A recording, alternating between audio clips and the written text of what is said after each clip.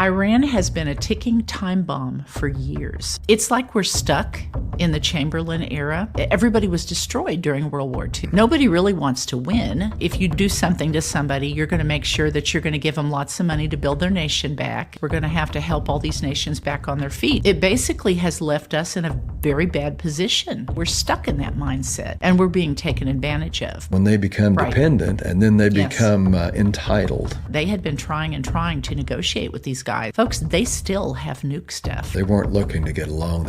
They were seeking how to destroy our nation. Nuclear.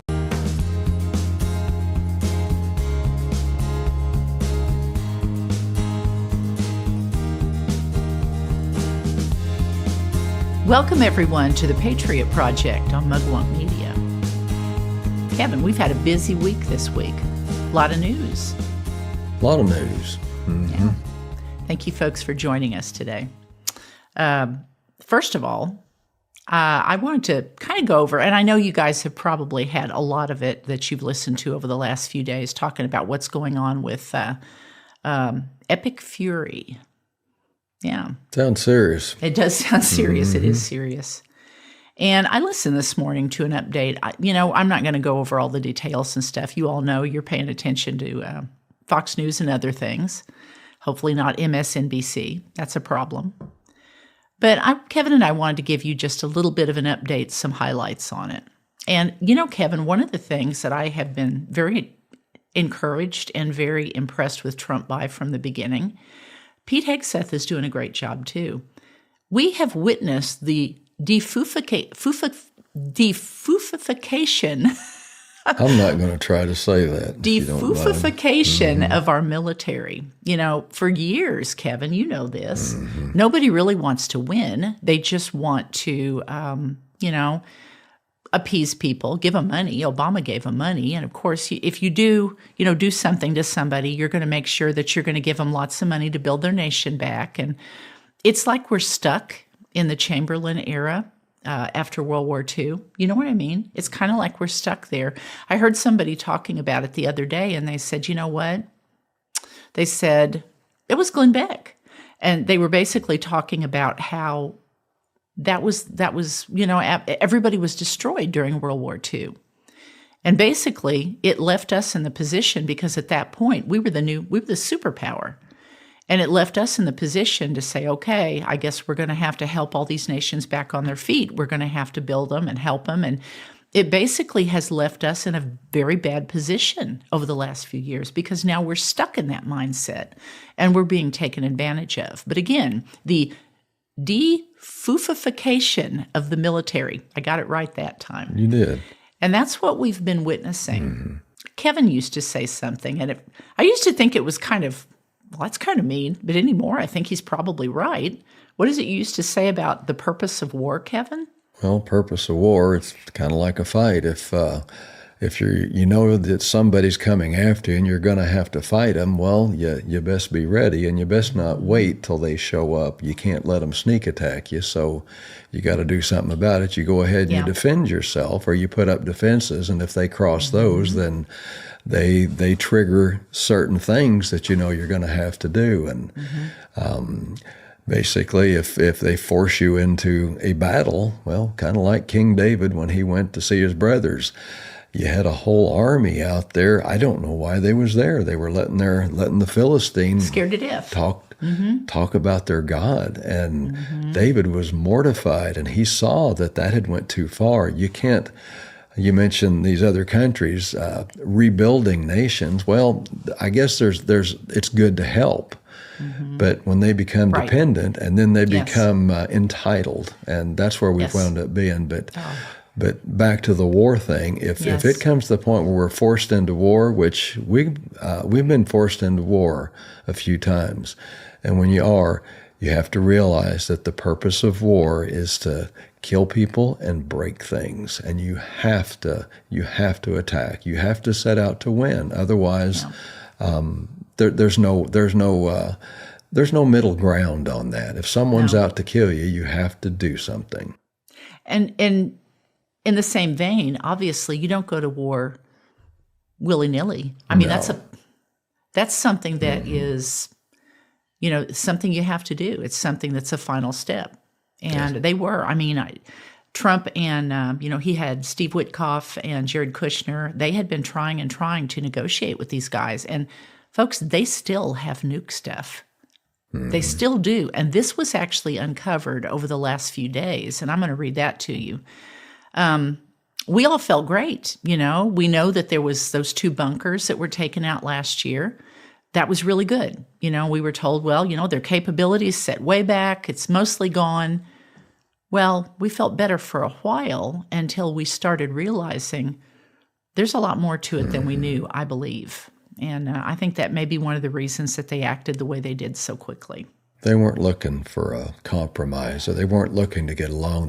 They were seeking how to destroy our nation. Their nuclear capabilities. Yeah, for sure. I listened this morning to an update from Pete Hegseth, of course, Secretary of Defense, and then the Chairman of the Joint Chiefs of Staff, General Dan Raisin Kane. Quite a name. It is, Dan Kane. He was good. He doesn't really seem like a politician to me. A lot of the people that get in other, other presidencies seem like they're more politician than they are military guy. He seems like he's a military guy. He laid out 3 objectives, and I thought that they were really, basically, I kind of broke them down. It's basically pretty simple. We're in day 4 of Operation Epic Fury, and here are the 3 objectives, according to him. Destroy and eliminate Iran's ballistic missile system. And that was one of the things that Trump said very clearly. He said, we're going to raze it to the ground.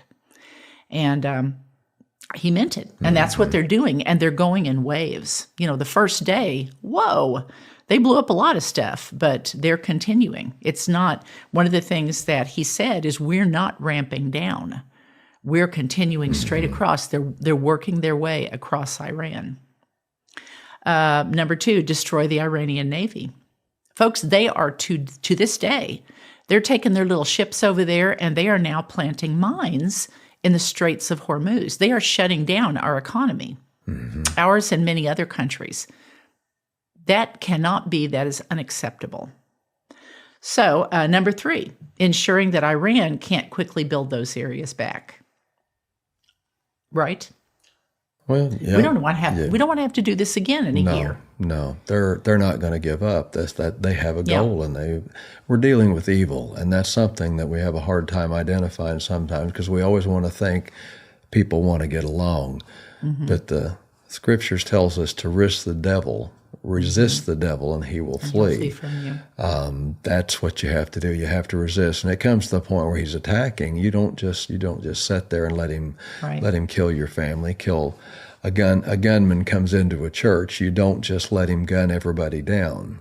Yeah. It's there's people in place for defending. That's what our law enforcement's for, and these politicians, they have security teams all around them, and they don't hire them. Well, see if you can figure out how to talk them out of it, and we'll get along with them, and we'll go ahead. Matter of fact, just go ahead and give them money or something. That's not how you. That does not work. That's not what the enemy's trying to do. He's trying to destroy us. Right. Trump's, again, they're ahead of schedule. They're doing well. Trump's statement a couple of days ago was that the U.S. is substantially ahead of their time projections in this operation, with Iran's military leadership eliminated in about an hour. And that's the truth. That is the truth. The Navy part of the operation, number 2, on March 3rd, the White House posted this statement on the White House Wire. I like the White House Wire. I know, Trump's politically incorrect newsletter. Yes. I read it. He says, this is from Trump, I've just been informed that we have destroyed and sunk 9 Iranian naval ships, some of them relatively large and important, Trump says. We are going after the rest. They will soon be floating at the bottom of the sea also. In a different attack, we largely... Hang on, back up. Floating at the bottom of the sea. Had you not heard this? I had not heard that statement. Well, it just didn't hit me till just now, but interesting. Interesting. That's Trump. Okay. He said, in a different attack, we largely destroyed their naval headquarters. Other than that, their Navy is doing very well. Of course, he'd say that. And again, keep in mind, folks, they are doing all kinds of stuff trying to plant mines. And there's a bunch of them that are gone down. And like Trump said, they're going to be floating underwater, if that's possible. Of course, with all the leadership being taken out over the last few days, one of the things that General Kane talked about is that there is a lot of, you guys have noticed, they actually put out a Depart Now order. The State Department did, an alert for Americans across the Middle East as war spillover hits U.S. interests. That was actually from a Epoch Times article that I looked at. War spillover is exactly what it sounds like. Much like when a snake's head is cut off, the head just keeps on biting indiscriminately. Even though there is no body attached, there's no coordination. That's exactly what's going on with Iran's military right now, is so many of the leadership is vaporized. They're dead. They're gone. And because of that, you don't have communication. You've basically got units, different units that are just striking out, doing whatever they can, doing whatever they want. So again, it's kind of a gross and scary way to think of it, but Kevin and I have seen that. Whenever you cut a snake's head off, it just bites at anything. There's no coordination. These people are driven by evil. Their motives are evil, and they're just out to destroy. And it's government is for sure. And you have to acknowledge they don't care who it is they kill. They're out for anybody that's not them. They will kill anybody that's not them any way they can. Yeah, terror. And keep in mind, folks, we're talking about their government. Man. I get teary-eyed watching the Iranian people. I mean, they're just out celebrating in the streets, holding up signs, "We love you, Trump. Thank you, Trump," the whole thing. Of course they are. Man, I don't blame them after what they've all been through. But bases and targets in other countries are being randomly hit, and that's part of, I think, the 6 people that died. At least 4 of them, I think, that was part of what happened, is they're striking out at anybody and everybody. Well, the philosophy behind this stuff, it's I've not found any scriptures anywhere where we have any instructions on how to get along with Satan. We're supposed to resist him. We're supposed to stand against him. Right. There's no satisfying evil. That is, the evil is there to destroy. Yes, we're the great Satan, and Israel is the little Satan. Yes. And they've put 2 hits out on Trump. They tried to kill Trump. That in itself would be enough to attack them, really. And you know what? They are very handily proving they are taking out Iran's power to attack us or anyone else. They are doing it. This was some of the stats. I don't know if you guys caught this. Iran's theater ballistic missile shots fired. Basically, all the shots that they took at everybody. Their organized theater of ballistic missiles. Guess what? They are down 86% from the first day or two. 86%. They're putting them away, folks, with a 23% decrease in just the last 24 hours. One-way attack drone shots are down 73% from the opening days. And again, one of the things that General Kane said, we're not ramping down, they're expanding inland. Pete Hegseth, he also stated that the U.S. is winning decisively and will achieve complete control of airspace within days. They've already got the southern flank, and they're moving in. Yep. Sounds like Mr. Trump, our president, has shot the gun out of their hands. Yeah. And it's not just a matter of getting them contained. This is a result of planning. So many people were upset because Trump said, help is on the way, Iranian people. Iranian people, help is on the way. Yes. And so many people were so upset. They're like, why is nobody doing anything? Because he was killing, 40,000, 50,000 of his own people in the streets, mostly young people. Yep. Young people. Yep. Anyone that wouldn't comply. Yeah, he was planning. This was something, I believe this, Kevin, just from what I've seen and heard, I think this has been planned for months. Iran has been a ticking time bomb for years, and nobody knew how to deal with it, you know? Do we appease them? Do we ignore them? Do we just get loud and aggressive with them and then do nothing? Well, look where it's gotten us. Nowhere. Basically, they're threatening to kill us. They're trying to take out hits on our president. They're killing their own people. That's what it's gotten. And it's trying to bomb, shutting down the Straits of Hormuz.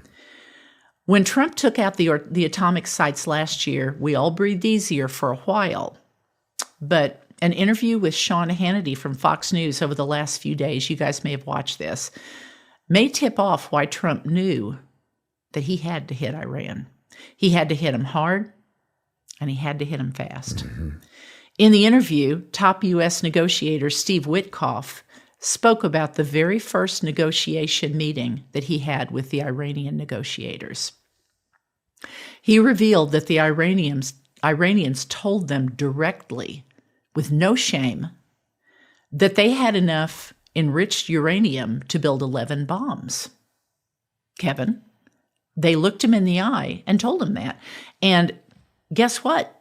That was the beginning of their negotiating stance. It was like, well, we got enough bombs to blow you all up, so...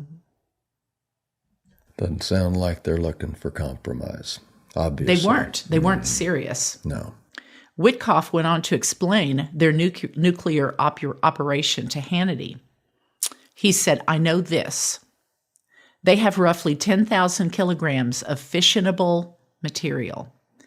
That's broken up into roughly 460 kilograms of 60% enriched uranium and another 1,000 kilograms of 20% enriched uranium. They manufacture their own centrifuges to enrich this material, so there's almost no stopping them.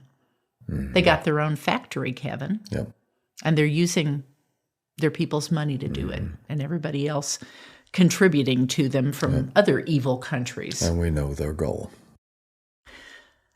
They have an endless supply of it, Witkoff said.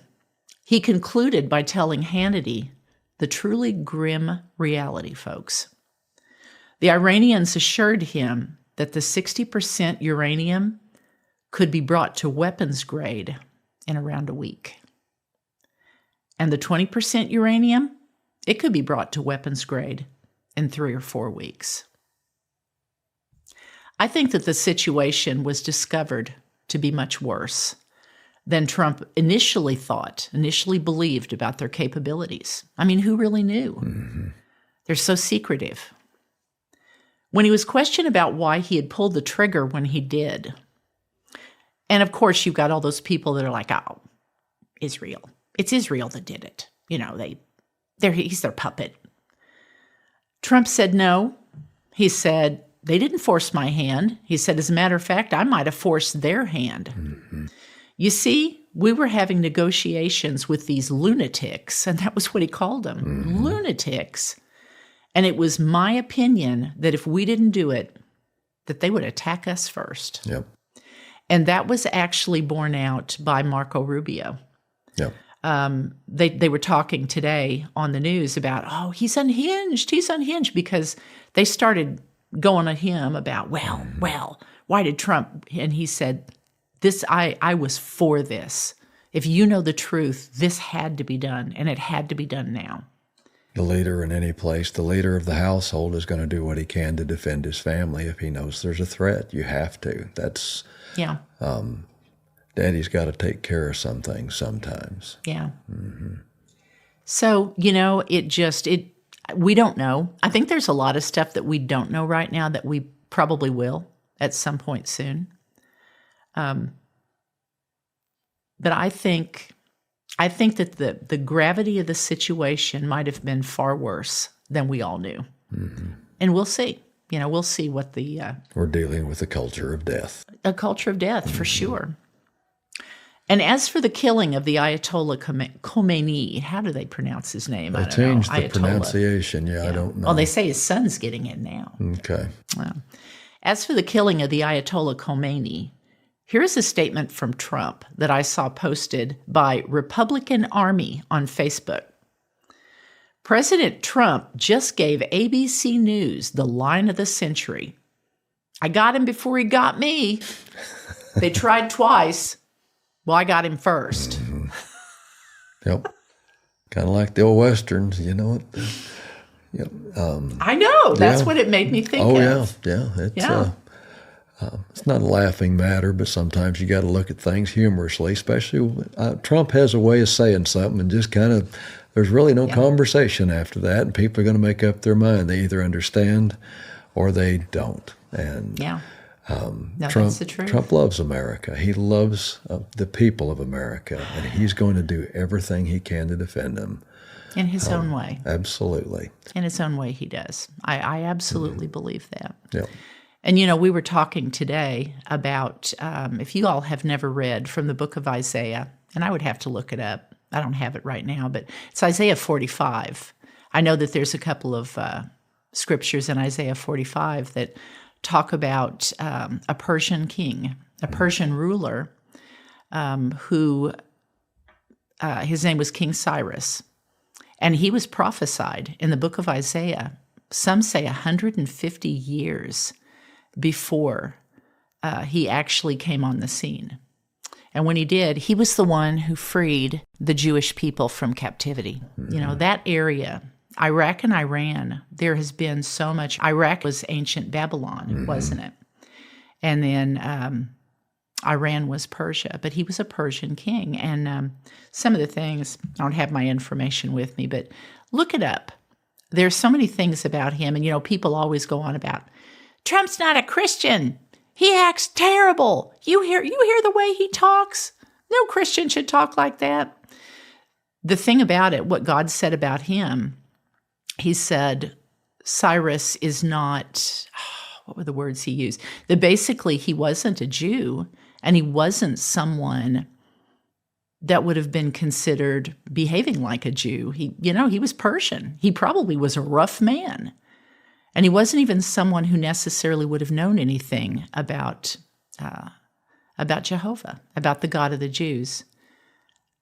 But he learned, and he was good to the people, and he was the ones that basically sent them back home from Babylon. And they built their temple. And we may have to do a little study on that. Mm-hmm. That's a good study. That's who Trump reminds me of. He reminds me of King Cyrus. And it's Isaiah 45, strangely enough, the 45th president. Pretty neat. All right. Well, folks, I had one more thing I was going to tell you before we get off the air tonight. We're keeping it short and sweet. I wanted to tell you something pretty cool that I learned on Saturday after all this came about.